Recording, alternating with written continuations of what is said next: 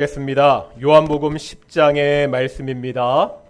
우리 계속 요한복음 말씀 보고 있죠. 요한복음 10장 7절에서 10절까지 말씀입니다.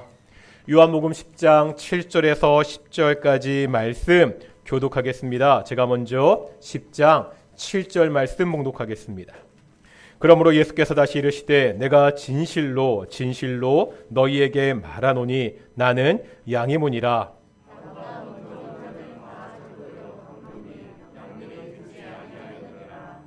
내가 문이니 누구든지 나로 말미암아 들어가면 구원을 받고 또는 들어가면 나오며 꼴을 얻으리라.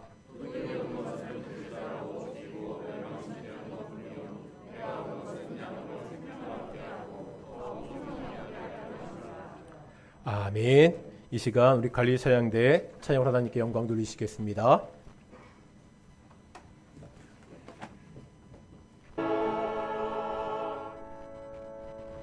아멘. 예, 오늘도 찬양 감사합니다. 오늘도 우리 앞뒤 자분들과 인사하겠습니다. 하나님이 우리와 함께 하십니다. 예배에서 가장 중요한 것은 우리가 삼위일체 하나님을 만나는 것입니다. 모든 동인의 성도들 오늘도 성부, 성자, 성령 하나님과 함께하는 예배, 하나님의 은혜가 충만한 예배에 참여하기를 그렇게 축원합니다. 제가 자물쇠만 갖고 나왔는데요.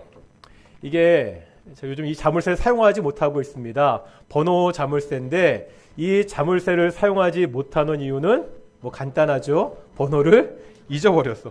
도대체 기억이 안 나더라고요. 이게 0부터 9까지 이게 3개가 있는데 아무리 여러 가지 숫자를 맞춰봐도 전혀 열리지가 않습니다. 누가 하나 불러보시겠어요? 혹시 맞으면 선물로 드릴 테니까 한번 불러보시죠. 한번. 안 되더라고요. 아무리 해도요. 이게 경우의 수가 혹시 몇 개인지 아십니까? 0부터 9까지가 하나, 둘, 3개 있으면 첫 번째 휠이 10가지고요. 두 번째 휠이 10가지고 세 번째 휠이 10가지니까 10 곱하기 10 곱하기 10 곱하기 1000입니다. 맞죠 이게? 맞는 거지. 어려운 거 아니죠. 그러니까 1000가지 경우의 수가 있는데 제가 이 열쇠 한 가지 사용하자고 1000번을 누리는 게 좀 싫더라고요. 그래서 아직도 사용하지 못하고 있는데 1000가지 번호 중에서 오직 번호 하나만 이 자물쇠를 열 수가 있습니다. 다른 번호는 안 된다는 거죠. 생각해보면 우리가 받은 구원과 비슷합니다. 세상은 구원을 받을 수 있는 여러 가지 방법들을 제시합니다. 뭐 지식을 통해서 구원을 얻을 수 있다고 이야기합니다. 선행을 통해서 구원을 얻을 수 있다고 이야기합니다. 뭐 깊은 명상을 통해서도 구원을 얻을 수 있다 이렇게 이야기하기도 합니다. 그런데 성경은 우리가 구원을 받을 수 있는 유일한 한 가지 방법을 제시하죠. 바로 예수님입니다. 오늘은 이 예수님의 세 번째 자기 계시를 통해서 이것을 한번 살펴보도록 하겠습니다. 예수님이 오심을 기념하는 대림절을 맞아서 우리가 요한복음을 통해서 계속해서 예수님의 자기 계시를 보고 있습니다. 지난주까지 두 가지를 보았죠. 기억나시죠? 첫 번째 자기 계시가 뭐였죠? 나는 생명의 떡이다. 지난주에 보았던 두 번째 자기 계시가 뭡니까? 나는 세상의 빛이다. 오늘 본문 7절 보겠습니다. 예수님의 세 번째 자기 계시가 나오고 있습니다. 뭐라 말씀하고 있죠? 나는 양의 문이라. 이 예수님의 자기 계시를 이해하려면 먼저 당시 상황을 알아야 됩니다. 예수님 당시에 이 양을 치는 것은 굉장히 중요한 산업이었습니다. 양을 기를 때 그 양 우리를 보통은 노천에다가 광야에다가 이렇게 돌을 쌓아서 우리를 만들었습니다. 낮에는 양을 놓아 기르다가 저녁이 되면 이 우리로 양을 몰아넣습니다. 목자들은 입구에 이 나뭇가지 같은 것을 통해서 천막을 만들어서 강도나 들 짐승으로부터 이 양들을 보호했습니다. 예수님이 지금 양의 문이 되신다는 것은 말 그대로 이 양을 키우는 이 우리의 문이 되신다는 의미입니다. 그렇다면 예수님께서 양의 문이 되신다 어떤 의미가 있죠? 당시 이 양의 우리가 노천, 광야에다가 돌을 쌓아 담을 만들어 그렇게 만들었다고 말씀드렸습니다. 만약에 양이요, 밤에 이 우리에 들어가지 않으면 노천에서 우리 밖에서 밤을 지새워야 됩니다. 양이 밤에 노천, 광야에서 밤을 지새우는 것은 굉장히 위험합니다. 이 노천 광야에는 양을 노리는 들짐승들이 항상 있었기 때문입니다. 이 양이 밤에 그 우리에 들어가지 못하면 그 양의 목숨은 보장하지 못합니다. 양이 살기 위해서는 우리에 들어가야 됩니다. 우리에 있어야 그 목숨이 보장됩니다. 우리 안에 있고 없고는 그냥 안락한 잠자리의 문제가 아니라 바로 생명이 달린 문제입니다. 이때 그 우리로 들어갈 수 있는 유일한 통로가 바로 양의 문이라는 거죠. 양의 문을 통해서 우리로 들어가야 양은 밤새도록 그 생명을 보존할 수 있습니다. 다 같이 한번 9절 상반절 보실까요? 9절 상반절입니다. 이렇게 말씀하고 있죠. 내가 문이니 누구든지 나로 말미암아 들어가면 구원을 얻고, 이 우리로 들어가는 이 양의 문이 바로 예수님이라는 겁니다. 오직 문 대신 예수님을 통해서 구원을 얻습니다. 이것이 예수님이 이 땅에 오신 목적입니다. 오늘 본문 10절에 보면 이 목적을 좀 더 분명하게 말씀하고 있죠. 10절 중반부 보겠습니다. 예수님께서 이 땅에 왜 오셨다고요? 내가 온 것은 뭐 하기 위해서? 양으로 생명을 얻게 하고. 예수님이 이 땅에 오신 목적은 양으로 생명을 얻게 하는 것입니다. 양인 우리들이 구원을 얻어서 생명을 얻게 하는 것, 이것이 예수님이 이 땅에 오신 목적입니다. 다른 것들은 다 부수적입니다. 성탄절에 오신 예수님은 양의 문이 되셔서 우리에게 생명을 얻게 하시는 분이다 말씀하고 있습니다. 세상 사람들은요, 자신들의 입맛에 맞게 예수님의 모습을 각색합니다. 어떤 사람들은 예수님이 훌륭한 윤리학자라고 그렇게 이야기합니다. 예수님의 윤리적인 교훈이 사람들에게 감동을 주기 때문입니다. 마태복음에 나와 있는 예수님의 상상 설교는 인류 역사상 최고의 윤리학 교과서입니다. 어떤 사람들은 예수님을요, 훌륭한 교육가라 이렇게 말하기도 합니다. 예수님의 교육 방법론은 탁월했지요. 어려운 개념들을 비유를 통해서 쉽게 설명하셨습니다. 예를 들어 천국을 설명할 때 비유를 통해 설명하시죠. 천국은 마치 밭의 감추인 보와 같다. 천국은 마치 바다에 치는 그물과 같다. 천국은 마치 신랑을 맞으러 간 열 처녀와 같다. 이렇게 설명하십니다. 어떤 사람들은요, 예수님을 세상을 바꾸는 혁명가라고 말하기도 합니다. 당시 사회체계의 근간을 이루는 것은 율법이었습니다. 예수님은 때로 이 율법에 맞서는 것처럼 보이기도 했습니다. 외면당하고 소외받던 당시 사회적 약자들과 함께 하시며 그들에게 관심을 두셨습니다. 이 사람들의 이야기는 부분적으로 다 맞습니다. 예수님의 윤리는 탁월합니다. 예수님은 잘 가르치셨습니다. 예수님은요, 이 땅에 오셔서 가장 약한 자들과 함께 하셨습니다. 하지만 예수님이 이 땅에 오신 가장 중요한 목적은 한 가지라는 거죠. 뭐라고요? 양들로 생명을 얻게 하는 것입니다. 우리는 허물과 죄로 죽었던 사람들입니다. 이런 우리들에게 생명보다 더 중요한 것은 없다는 거지요. 예수님을 믿는 유익을 여러 가지로 이야기할 수 있습니다. 주변 사람들한테 전도할 때, 처음 교회 가자고 할 때 그 여러 가지 이유들을 말해 줄 수가 있습니다. 야, 교회 가면 마음의 평안을 얻을 수 있어. 야, 교회 가면 그 병도 고칠 수 있을 거야. 교회 가면 정말로 좋은 사람들을 많이 만날 수 있어. 다 맞는 말입니다. 하지만 이러한 것들은 부차적인 것이라는 거죠. 우리가 왜 교회 나오죠? 우리가 교회 나와 예수님을 믿는 것은 그 예수님이 우리에게 생명을 주시는 분이기 때문입니다. 예수님은 우리에게 생명을 주시는 양의 문이 되신다고 분명히 말씀하고 있습니다. 또 예수님이요, 양의 문이 되신다고 할 때 이것은 배타적인 의미가 있습니다. 제가 처음에 말씀드렸던 이 자물쇠와 번호와의 관계와 같습니다. 문이 있다면 문 외에는 다른 곳으로 들어갈 수 없다는 거죠. 그 문만이 우리의 들어갈 수 있는 유일한 통로입니다. 구원도 마찬가지입니다. 우리를 구원으로 인도할 방법이 예수님 외에는 없습니다.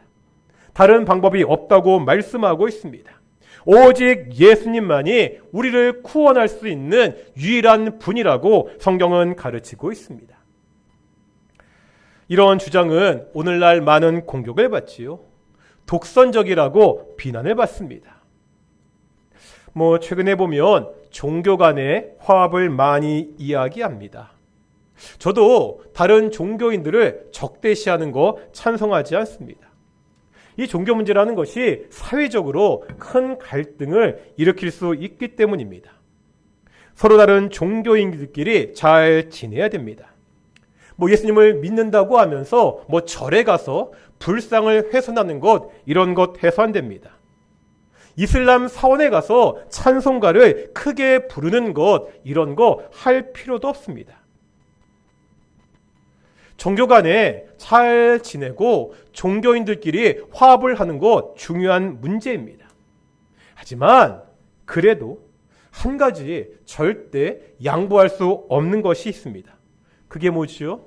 구원의 방법이 오직 예수 그리스도의 십자가라는 사실입니다.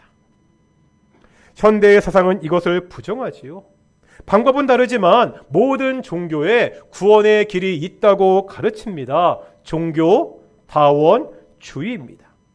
어떤 종교든지 그 종교를 잘 믿으면 결국은 구원에 이를 수 있다고 그렇게 가르치는 주장입니다. 성경은 그렇게 말씀하지 않습니다. 다 같이 사도행전 4장 12절 보겠습니다. 신약성경 192페이지 사도행전 4장 12절입니다. 사도행전 4장 12절 신약성경 192페이지입니다.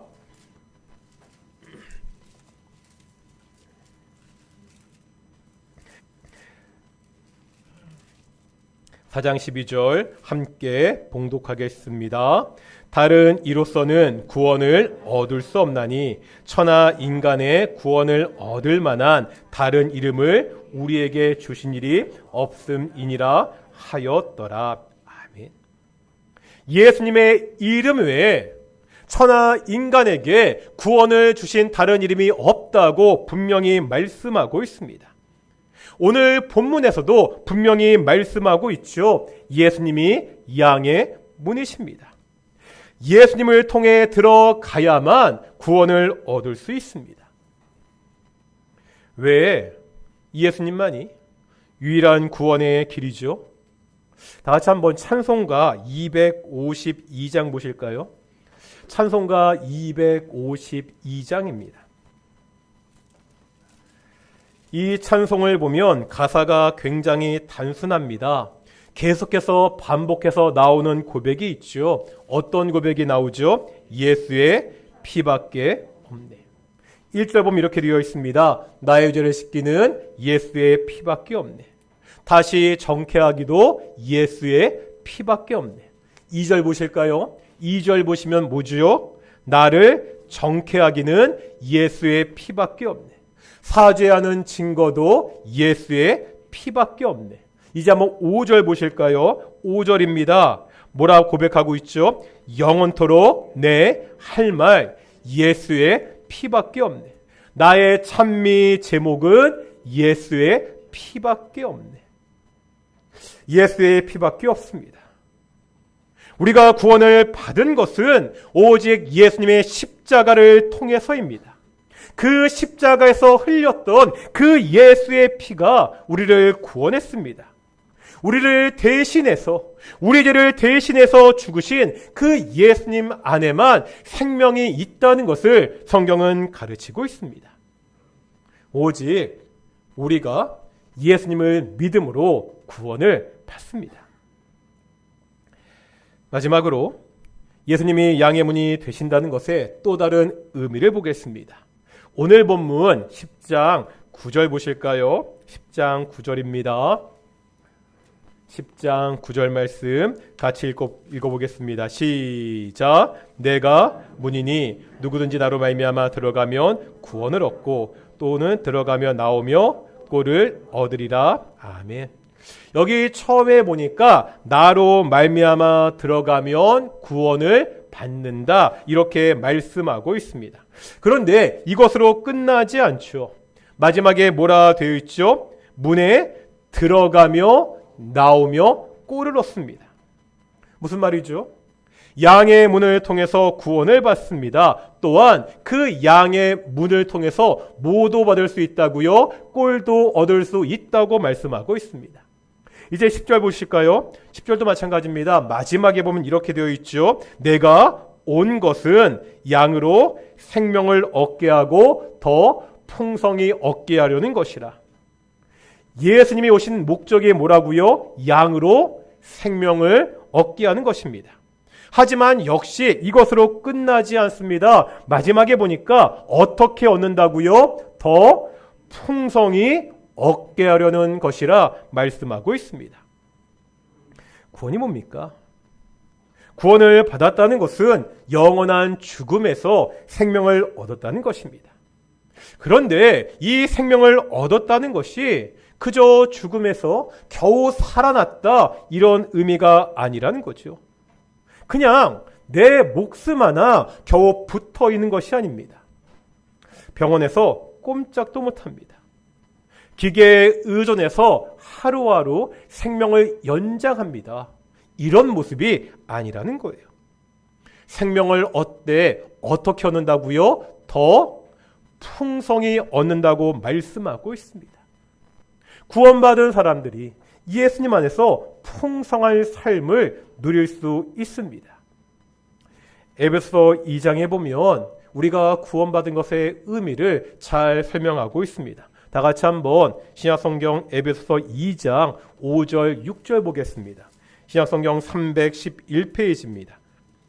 신약성경 311페이지 에베소서 2장 5절과 6절입니다.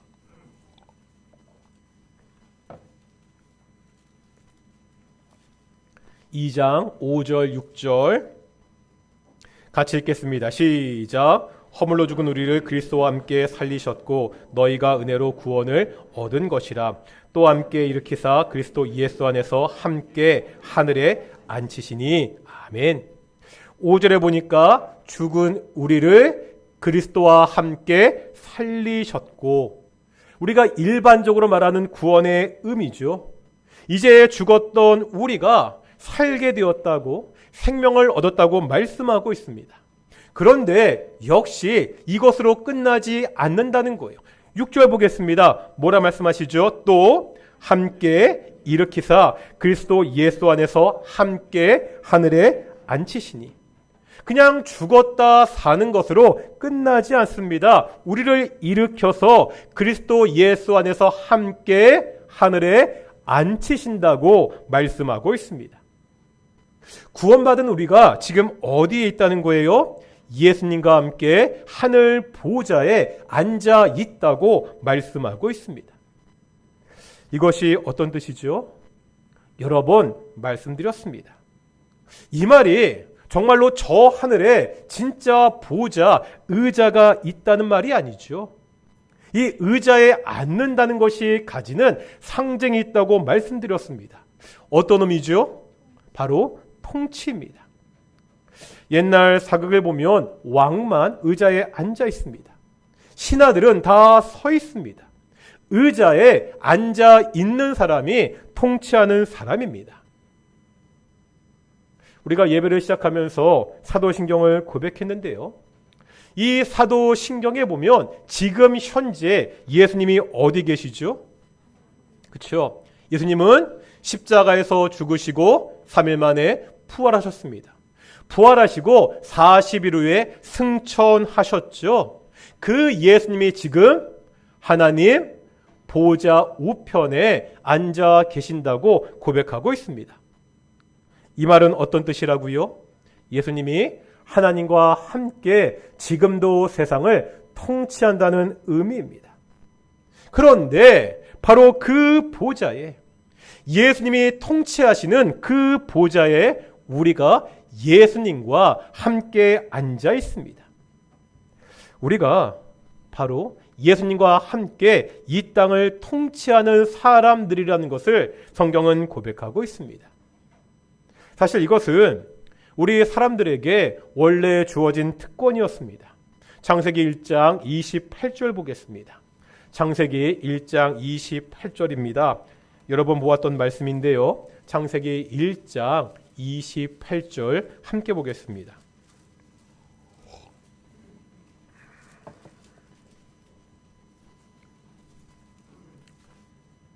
1장 28절 읽겠습니다. 시작. 하나님이 그들에게 복을 주시며 그들에게 이르시되 생육하고 번성하여 땅에 충만하라. 땅을 정복하라. 바다의 고기와 공중의 새와 땅에 움직이는 모든 생물을 다스리라 하시니라. 아멘. 하나님이 자신의 형상대로 사람을 창조하시고 주셨던 축복이 있죠. 권세가 있습니다. 어떤 거죠? 이 땅을 다스리고 통치하는 권세를 주셨습니다. 그런데 문제는 우리 인간의 죄 때문에 이 권세가 왜곡되고 말았습니다. 세상을 다스려야 되는데 오히려 그 세상의 지배를 받는 그러한 존재가 되고 말았습니다. 이제 우리가 예수님 안에서 새로운 생명을 얻었습니다. 그 사람들은 이 통치자의 자리를 다시 회복한다는 거죠. 겨우 목숨만 구걸하면서 사는 사람들이 아닙니다. 예수님과 함께 이 땅을 통치하는 다스리는 사람이라고 말씀하고 있습니다. 이것이 구원이 우리에게 주시는 풍성한 삶입니다. 우리는 어떠하지요? 이 구원이 주는 풍성한 삶을 누리고 있습니까? 그냥 하루하루 사는데 급급하십니까? 요즘 보면 다들 스마트폰 있으시잖아요. 이 스마트폰으로 할 수 있는 것은 말 그대로 무궁무진합니다. 스케줄을 정리할 수도 있고요. 공짜로 외국에 있는 사람들과 화상으로 통화할 수도 있습니다. 기차표, 영화표 예매하기도 하고요. 은행 업무도 이 폰 하나로 다 해결할 수 있습니다. 쇼핑도 쉽게 하고요. 이제 아무리 낯선 곳에 가더라도 스마트폰에 있는 지도를 통해서 쉽게 동네를 찾아갈 수 있습니다. 신앙적으로 보면 수십 개의 번역 성경을 한꺼번에 볼 수 있는 그러한 기능도 있습니다. 음악 듣고 영화 보고 하는 것은 아주 기본적인 그러한 기능입니다. 보통 많이 사용하시는 안드로이드 폰 같은 경우에는 사용할 수 있는 앱의 숫자가 400만 개가 넘는다고 이야기합니다. 아이폰의 경우에는 200만 개가 넘는다고 그렇게 말하고 있습니다. 이 중에 몇 개나 사용하시죠? 스마트폰으로 할 수 있는 것들은 정말 무궁무진한데 우리가 사용하는 것은 보통 통화, 문자, 카톡, 유튜브 정도 아닙니까? 스마트폰 무슨 뜻이죠? 스마트하다. 똑똑하다고 이야기하는데 우리는 별로 이 스마트폰을 똑똑하게 사용하는 것 같지 않습니다. 별 기능이 없는 옛날 폰을 사용하는 것과 별반 차이가 없습니다. 폰은 그럴 수 있는데요. 우리의 신앙이 이럴 수도 있다는 거예요. 하나님이 우리에게 풍성한 삶을 약속하셨습니다. 그런데 이 풍성한 삶을 제대로 누리지 못한다는 거지요. 우리에게 풍성한 삶을 약속하신 분이 누구십니까? 하나님이십니다. 하늘의 하나님, 창조주이시며 이 땅을 다스리는 통치자 하나님이십니다.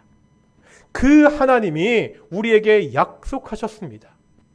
무엇이 불가능합니까?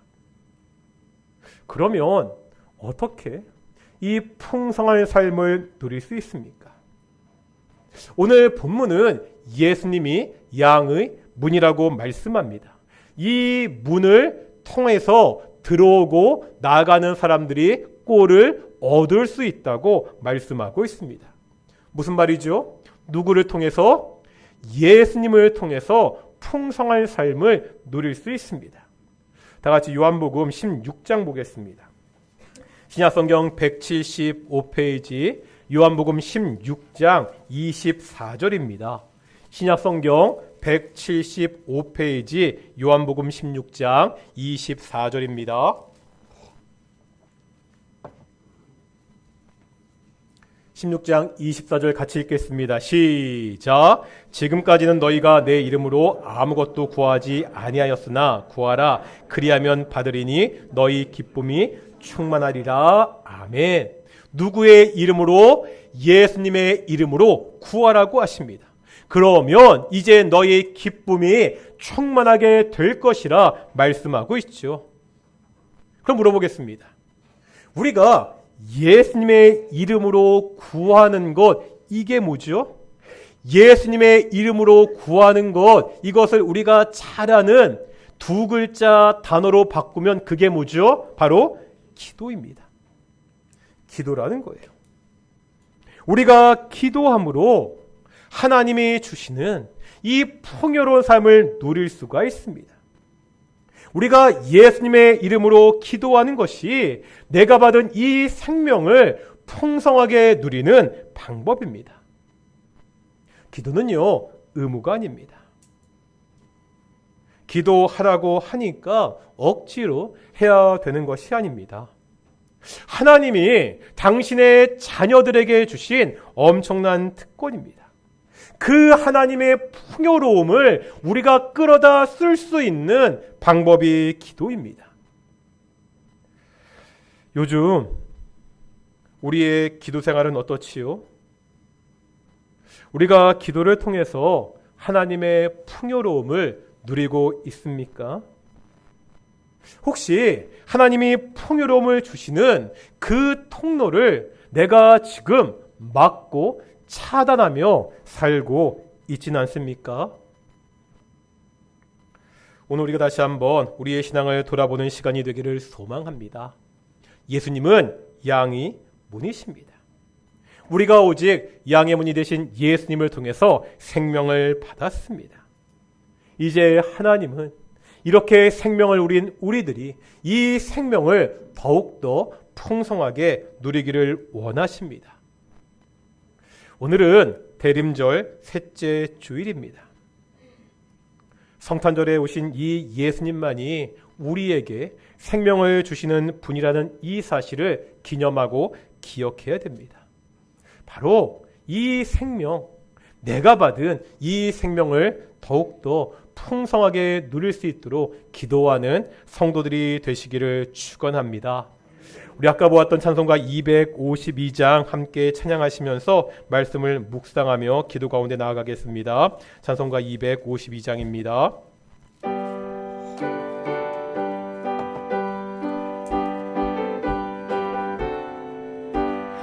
나의 죄를 씻기는 예수의 피밖에 없네. 다시 정케 하기도